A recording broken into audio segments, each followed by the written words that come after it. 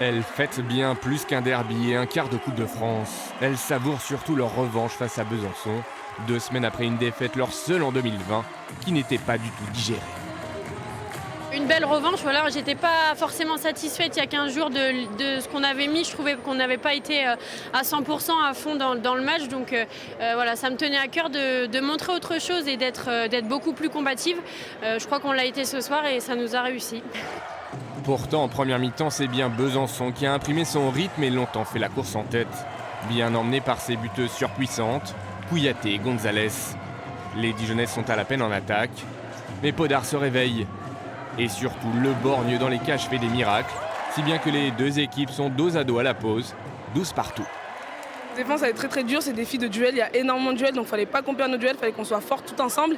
Et c'est collectivement qu'on allait gagner, c'est ce qu'on a fait, on n'a pas lâché, on a été forts ensemble. Et il n'y a que ça qui marche, la défense, et c'est comme ça qu'on y arrive. Une défense qui va encore monter d'un cran. En deuxième mi-temps, les Dijonnaises profitent des 20 ballons perdus adverses pour s'envoler. Plus 3 à 10 minutes de la fin.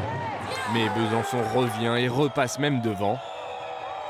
Avant que Podar et Gravel fassent la différence en attaque, avec des tirs monstrueux.